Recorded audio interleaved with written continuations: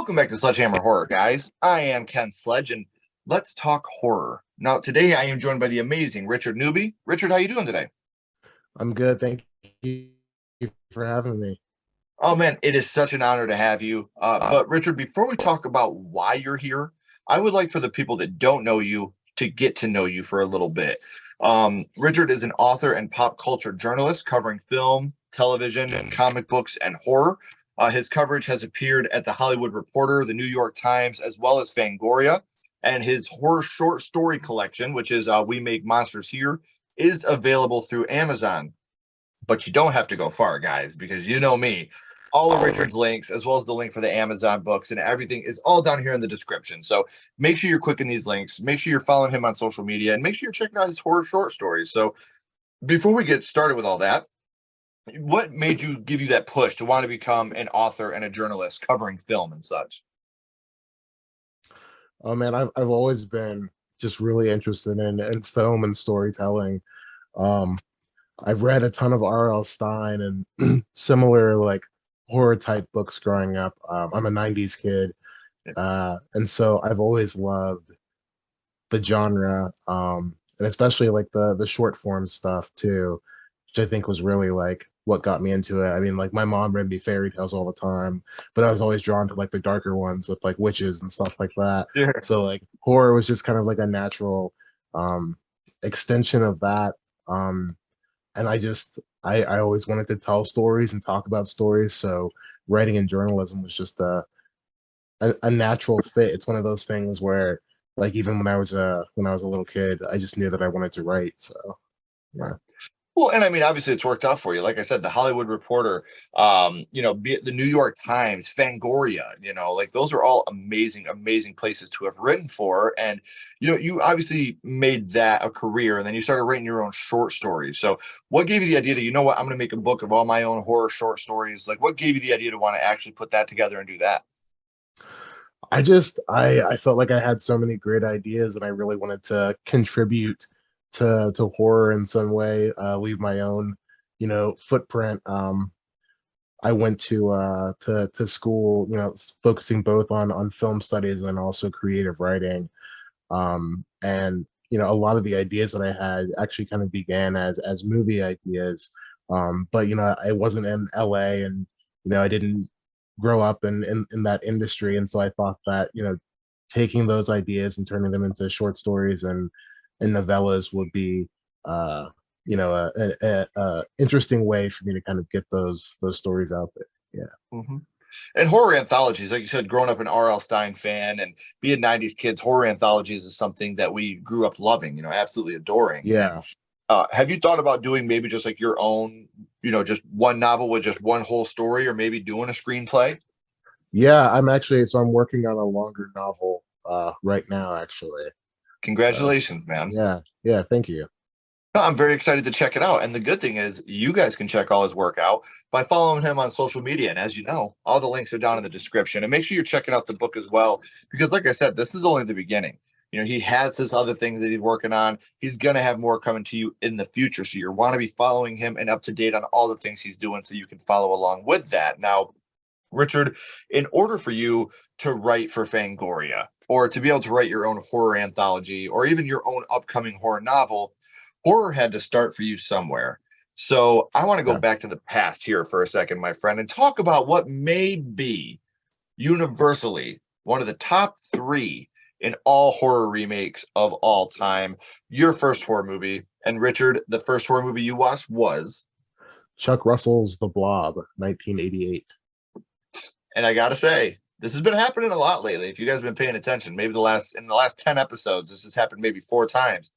This is the first time I've talked about this movie. I've Oh talked about wow. 58. I've talked about the Blob 1958.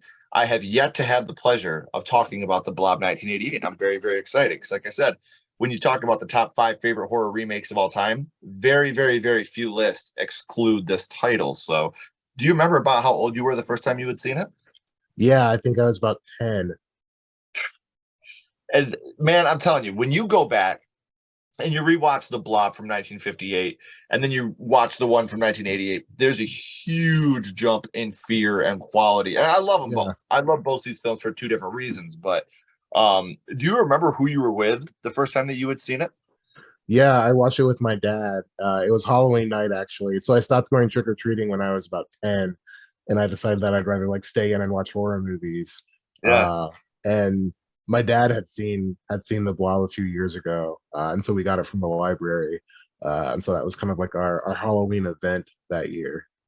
That's so cool, man. When especially when horror starts with your parents, like Yeah, that's an amazing thing. They understand that it's not taboo. I'm going to educate you and let you know what's going on. This is not real. This is fake. And I feel like it makes you more grounded in reality when you learn those type of things. So, for sure. um, I mean, we could go on and on about the blob and all the effective scenery. Like, there's one of the scenes that always stuck with me is when the guy and the girl are in the car and, up on Makeout Mountain, Yeah, goes to put his hand in her shirt and it's the blob in there, and you see her face is all fucked just up. sucks Like, in. Yeah, yeah, yes, dude, like one of my favorite scenes. That scene always scared me so bad as a kid.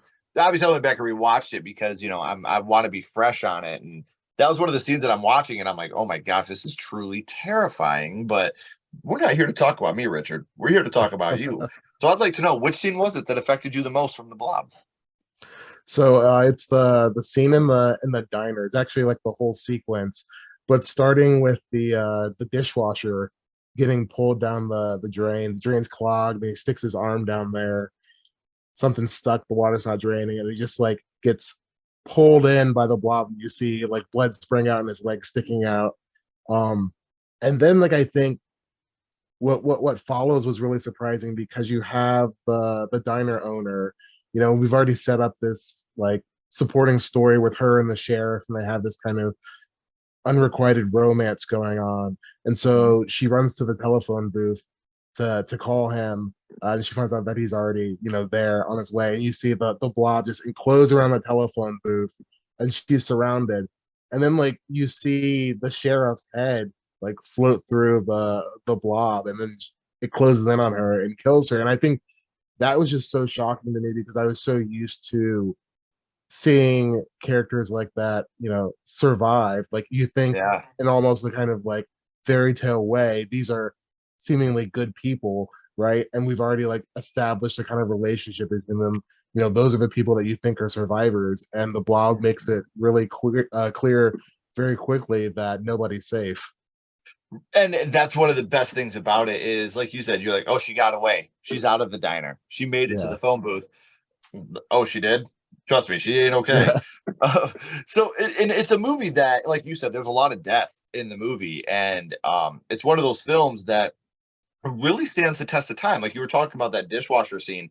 When you're watching that now, it still looks really good. Like that scene yeah. looks really, really well done. So, Richard, we know what scene affected you the most from the Blob, but what would you say your favorite scene from the film would be? Oh, it's got to be that ending with the snow truck. uh it's such a cool ending, and I think like the final girl was such a cool character. uh it's just I love the whole like getting the gun and aiming, but then also her foot getting caught in the cord of the snow truck, and really like Yeah. the last second save. Yeah, it's a really cool finale. And they really go for it too. Like it feels like a big movie. Like I looked up the budget, and I was surprised like how cost effective it was. Mhm.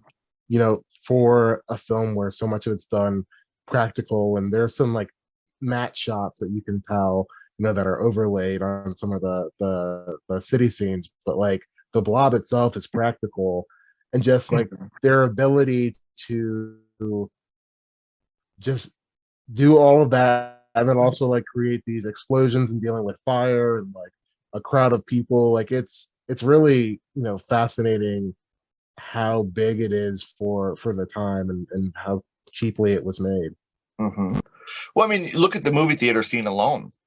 When you have the Yeah, guy that won't stop talking and the blob comes out and grabs him and pulls him up into the projector booth before the screen turns yeah, purple. Like those scenes all look really, really good. And these are, yeah, we always talk about practical effects and how important practical effects are. you go back and you watch a movie like The Blob or The Thing, and it reminds you why practical effects are so important. So, Yeah. um, as we know, right now in Hollywood, it's all the rage, the remake, the requel, the sequel, they love to do that, especially with horror. Now, we had one in 58, we had one in 88. Unfortunately, we did not get one in 18. But would you like to see The Blob remade today? Definitely. I think it'd be cool to see a new take on it. And I know that that was something that was in the talks for a while. Like Samuel Jackson was attached at one point. Um, but yeah, I think it'd be really cool to kind of see what a modern take on the story would be. I've had it with this motherfucking slime in my motherfucking diner. Could have worked really well. And I agree with you. I just like, obviously, use your VFX sparingly.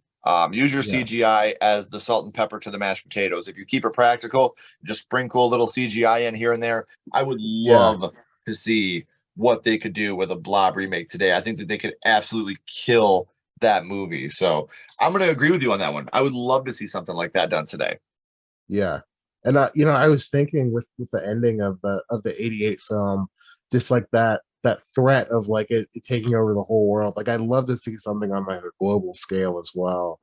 Um, just like kind You of could almost do like a requel, some of the blob got down in the sewer or whatever, and now it's, however many years later and it's come back or it's grown yeah, and it's metastasized, however you say that word, and it's back. yeah, You could totally do something like that and not take away from the original. yeah, yeah. I think that'd be really cool. Yeah. Yeah. Well, I mean, so we've talked about, your first horror movie being The Blob, Richard, and what The Blob means to you. And amazing movie, amazing, amazing film. But here for a second, I do want to kind of throw a little bit of a curveball at you. My little buddy Ghostface is here, Richard, and he has a question for you. What's your favorite scary movie, Richard? What is your favorite horror movie of all time? It's Halloween, John Carpenter's original. Um, it's just to me that's a perfect film. I love slasher films in general. Although the fact that like my horror love didn't start with slashers, I think slashers became like a very uh key element to my horror love. Like the first horror movie that I saw in theaters was Rob Zombie's Halloween. Um, Oh, yeah, so like I've always kind of like had this love for that subgenre, but John Carpenter's just like from the music, from the framing, just the way that the shape is presented, this kind of like mystery about why he is the way he is. I mean, all that stuff I think really speaks to me in terms of what the genre is. mhm. And I've said it before. I'm not a huge fan of the Halloween franchise. I'm one of the few that, yeah, I didn't watch it as a kid. I came into Halloween older, and it was kind of boring to me. And after watching like Jason, Chucky, Freddy, then as going from that to Michael, I was Right. like, oh, this guy doesn't stab people. As an adult, I respect the Halloween franchise so much. I think Michael's probably the scariest, because he's a real guy. He could just be your next door neighbor that snapped and went crazy and Yeah. went on a spree. But I think that while Halloween may not have been the first slasher, you had your Black Christmas, your Psycho, your things like that. I think Halloween really perfected what a slasher should be, with the focus on your villain, but yet the focus on your final girl, and making them two integral characters, almost like the Batman and Robin of the horror genre. You can't Yeah. have one without the other, or Batman and Joker. I'm sorry, you can't have one without the other. You have that good, you have that evil, and without the one, the other just doesn't feel right. So, I really like that John Carpenter really put slashers on the map. And without Halloween, the movies I just talked to you about, Nightmare on Elm Street, Friday the 13th, Child's Play, they don't exist without Halloween. I believe that completely with all my heart. Halloween started something huge that is still happening today. So Yeah. it's whether you love it or you hate it, you can't deny the impact Halloween 1978 has had in not just horror, but in pop culture. There are people that have never seen that movie that know the score. Like, that's how Yeah. important that film is. So whether you love it or you hate it, the film is influential. It's a kick-ass movie. I just wish the deaths were a little gnarlier. That's all I'm saying. Yeah. Yeah. And Rob Zombie's Halloween, at least you've seen it in theaters, man. So you got to see the good one. I hate the director's cut. Like, I hate the director's cut of that film so much. The theatrical version, I don't mind. Like, I know a lot of people shit on it. I'd put it in my mid to top of the Halloween franchise. That's how much I like Yeah. the theatrical version of Rob Zombie's Halloween. But director's cut, I'm down. I'm out. I hate that director's cut of that film. Um, so what I want to do real quick, Richard, before I let you go, because I've had an amazing time talking to you about horror and how horror started for you and some of your favorite horror movies. But um, what I want to do real quick is I want you to promote you a little bit. Your book. I want you to talk a little bit about your book, and obviously, people, the link is down here in the description, so you guys can check it out. But can you give us like a little bit of a teaser on what some of the stories are about? Sure, sure. So, the first story in there, which is one of my favorite, it's called Monster Truck. And it's basically taking a bunch of familiar horror characters like the werewolf, the Spider-Man, the vampire, the swamp creature, and Yeah. basically it's kind of looking at them through the lens of job scarcity. Basically, it's exploring this world in which humans aren't really scared of these traditional monsters anymore because mankind has kind of replaced that, right? We're scared of our neighbors, and so it's them kind of dealing with the threat of possible joblessness in this changing world. Another one that That's I fucking really brilliant, like. dude. Thank you. Another one that I really like is called Soundstage Earth, and that's an alien invasion story. And essentially, um, instead of sending up, our literature or our art, our higher level culture up into space in a signal, we sent movies, and it attracted aliens who believe that Earth was like the movies, and they get here and they're disappointed. So they decide that they're going to have humans play out movies for them. Essentially, they put these controlling chips in them that feed them lines, and they modify their bodies in ways that make them into aliens as we conceive them, vampires, cowboys, gangsters, uh, and kind of let the world kind of run wild with that. And if you go off script, there's a big danger in terms of how the aliens react to that. Um, Awesome, man. I was waiting for you to be like, so yeah, it starts off with them shooting down these balloons around the country, and then it just, the aliens start there. But yeah, it's great, man, because what I love about an anthology is even if you're not digging one story, even though with anthology films, your Creep Show, Tales from the Hood, Trick or Treat, like if there's one story that you're not digging, you have so many more to go to. And us growing yeah, up, some of the R.L. Steins, they were anthology books. And then we yeah, had like our scary stories to tell in the dark, things like that. So I love horror anthology, whether it's I don't care what the medium is, whether it's film, whether it's books. I absolutely adore horror anthologies. And like I said, guys, I said this off the top. I got a hold of Richard for a reason. I respect his work. I love the hard work that he's always doing. So I really think you owe it to yourself to check him out on social media and make sure you're checking out the Amazon page because I believe you have it in. Do you have it in audiobook or just, or I mean, just paperback and then Kindle. Kindle? That's what I meant. Yeah, I'm geriatric, so some of these younger no, terms go that's over my head. But he does have it in Kindle as well, so you have it available online to read as well. So make sure you yeah. guys are checking that out. Now, before we go, I want to bounce back to the Blob real quick, Richard. And what we're going to do is we're going to rank this movie on a skull count. Now, we're not judging the Blob on acting, production, score, direction, nothing like that. We're not being critics. What we're doing here is strictly judging the Blob on how much it affected you on your first viewing. So, Hmm. 0 skulls being not effective, 5 being extremely effective. You can use half and quarter skulls anywhere in the middle. Or, Richard, what would your ranking of the Blob 1988 be? I'd say 5. Uh, it's one of those films that just it really stuck with me, and I didn't even rewatch it for a long time. It was probably high school when I saw it again, so probably like maybe like 6 or 7 years afterwards. But like it stayed with me. That imagery, the goopiness of it, the body Yeah. horror, and I mean that's what led me to Cronenberg, who's one of my all time favorite filmmakers, and The Fly. Like I love the goopiness of it. I love Mhm.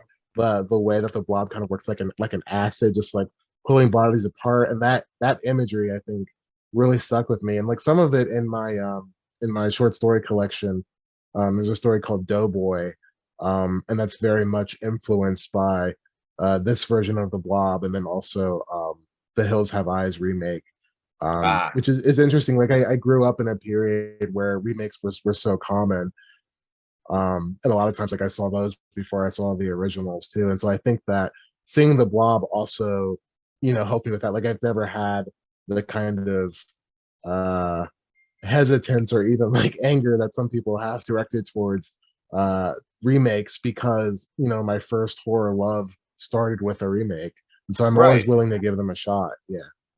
And I agree with you. Like, if even if you have the worst possible remake, there could still be great things about it because, like, even if people have never seen the original, they see the remake and they're like, you know what, I'm going to check the original one out. People go back and they Yeah. revisit the original. So, remakes can always serve a great purpose, and that's something that I've always stood by. Some of my favorite remakes, The Blob, The Thing. I really dig Evil Dead 2013. I think Child's Play Me too. 2019 is super dope. Like Yeah. Dawn of the Dead '04. I think it's fantastic. Or '03 maybe. I think that movie's fantastic as well. You can have a remake that takes the original story, makes it its own idea, and is a great Yeah. film. So, um, Richard, I do again want to say thank you so much for taking time out to come and hang out with us and talk about your first horror movie. Now, please, though, don't go anywhere. I got a couple more Mhm. questions for you. Everybody else, if you haven't already, please make sure you like, subscribe, and follow us on social media so you can stay up to date on everything that we're working on as well. But until next time, keep talking horror, stay what you are, and we'll see you guys soon.